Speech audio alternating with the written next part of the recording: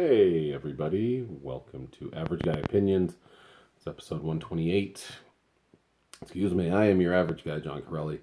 I want to do this episode about a kid I'm getting to know very well in my school. I'm not allowed to say his name, obviously, uh, but it's a kid that and I'm not going to say fell in love with because that sounds weird, but I really do like this kid a lot, and I just want him to succeed. And I have him for an hour or so each day, and he's the end of my day every day. And he has a hard time because he's one of those kids that doesn't look special needs and he doesn't act special needs, but he definitely needs a lot of help.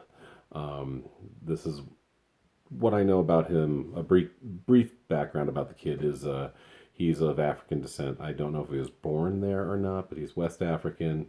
His parents are, I don't know about his mom. I've talked to his dad on the phone. His dad's a great guy. His dad brought us donuts, brought the staff donuts. How nice is that? Parents don't do that very often, so that was very nice. I will this is a little sidebar, but I will have noticed that the parents of the special needs kids, I'm not going to say they're better parents by any means, but they are often very generous to our department. They seem to really appreciate what we do, and it's very nice. And we appreciate that they're appreciating us. That's most of the parents. There are some parents that aren't that great, but for the most part, overwhelmingly, in my experience in the special needs world the last 6 years, in a public school setting, they're great. They love us, and they're very nice to us. So it's nice. I think they appreciate that we're trying really hard with them.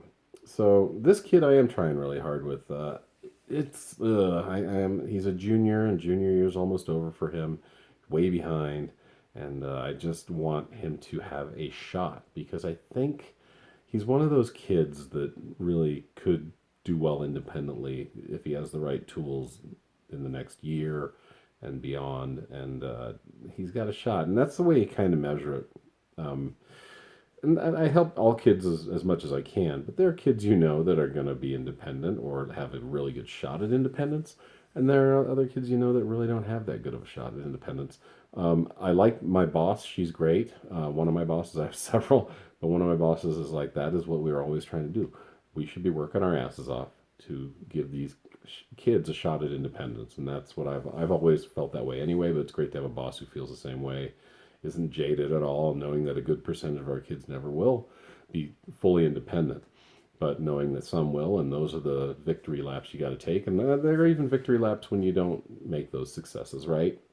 There are victory laps when your victory toasts, and we will be toasting at the end of the year. By the way, we're all getting together last day of the school year. After school, we are going to a bar. We are eating wings and drinking beer and just celebrating that the year is over and celebrating our successes and failures as in this whole human community that we share.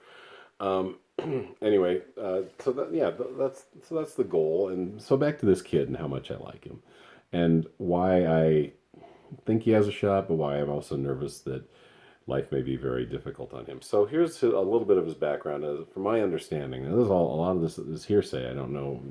I don't see any paperwork on this kid. As a paraprofessional, we often don't see paperwork. We're technically not supposed to see it. Sometimes we get lucky and at least get a lot of insider information. But like as far as actual paperwork, like with a diagnosis and a history of his schooling, we generally don't have access to that, and we generally aren't supposed to have access to that. I know there are some things I think I'm allowed to see as IEP, which is his independent education plan or individual education plan. I think I'm allowed to see that and say, hey, and it tells you, hey, this is these are his strengths and weaknesses as far as learning and what he needs help in and what he maybe doesn't need as much help in. Anyway, I know this isn't very exciting, but it's kind of my world, and I just want to. Hey, it's something I do for 7 hours a day, every day, and well, without weekends and summers this year. But it is something that I do, and I'd like to share with you guys. I mean, that's like a quarter of my life right now. Maybe not quite. Anyway, 20% of my life. I don't know. A lot of it's sleeping. Bigger percentage masturbating. Kidding. But yeah, so this kid apparently was what we call an ILC kid, an independent learning classroom kid, um, a special needs kid, and was afforded the caveats and the supports that an independent learner or excuse me, special needs kid needs.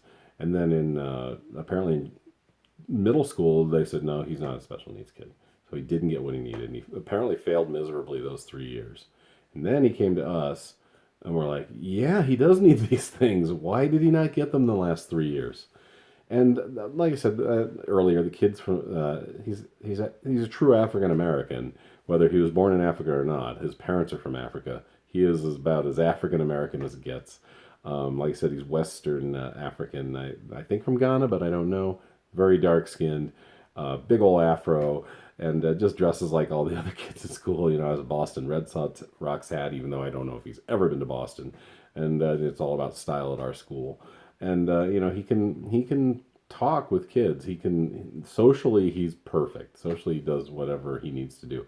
But learning wise, it's really difficult for him. He doesn't seem to understand. He conversationally, it's great, and that's probably why I like the kid so much because he asks me questions, which I really appreciate. Like we've been talking about history a lot lately. He's doing fine in that class. He gets like a B in there, and maybe it's I don't think it's really because I've helped him that much. I think he's just good at it.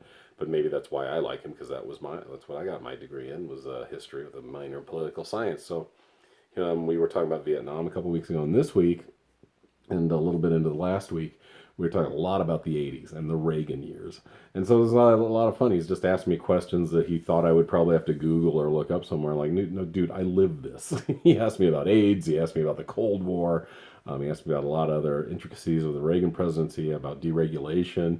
He was blown away by what I knew, and I was like, "Yeah, man, these were big years for me. I turned 13 in 1980, so yeah, all of my teen years were Reagan years. So, and for better or for worse, I knew what the presidency was like, and I knew what it was like to live under the presidency that entire decade, and what it was like to be in fear of AIDS, to be in fear of the Cold War, to be in fear of nuclear holocaust, but to also be part of the most fun decade probably in the history of man, to wear the wacky clothes, to have friends who have the spiked out hair, to go to goth clubs, to enjoy the music, the amazing music that came out of the 80s.